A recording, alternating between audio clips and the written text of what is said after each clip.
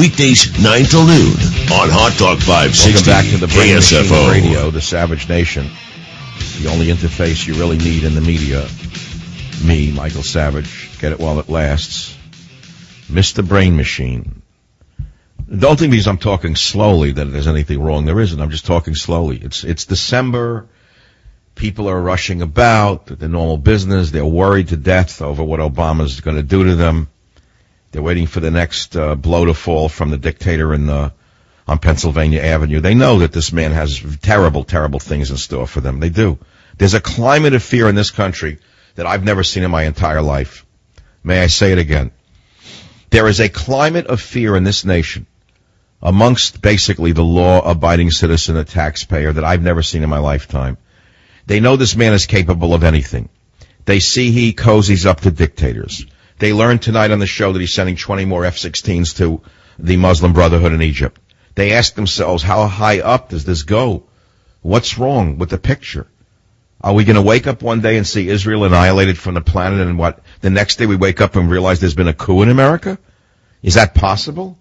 I think we already had the coup, by the way. We had a bloodless coup in America. That's how it works. Let them eat cake. If you just give them enough medical marijuana and pornography, and, of course, sports, you virtually can get away with anything.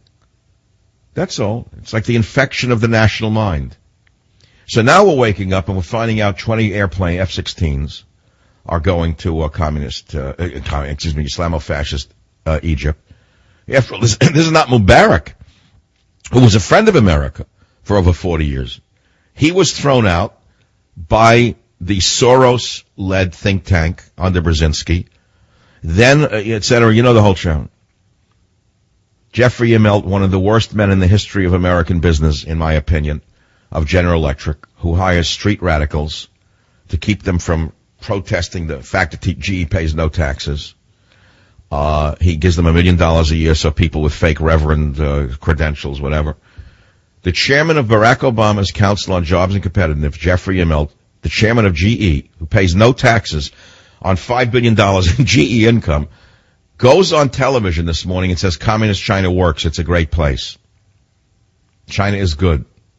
It is good. China is good. Dictatorship is good. This is the kind of lowlives now in high places. This is the kind of the lowest rung of humanity is now running the biggest corporations in American history. Lockheed Martin, jets to the Muslim fascists. Jeffrey Immelt says Communist China works.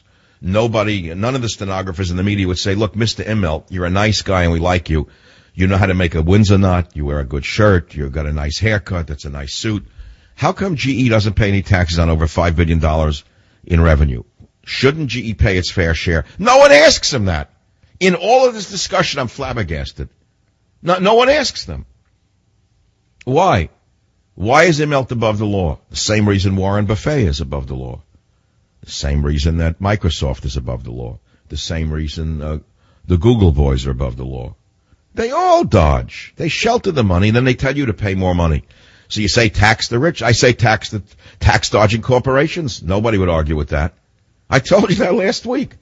Who would argue that they shouldn't pay? Why shouldn't they pay more taxes? They pay none. They pay none, zero. GE paid zero. They have over 1,000 tax accountants, most of whom are former IRS workers. So it's such corruption, it's beyond belief. It is such corruption. It's so massive on such a massive scale, which is why Colorado and Washington State legalized marijuana, so that the morons who elected these people can get high. Now that they've done their work, their useful work, they get rewarded with their marijuana so they can remain completely ignorant of the dictatorship that's emerging around them. Obama has... I don't want to go into it.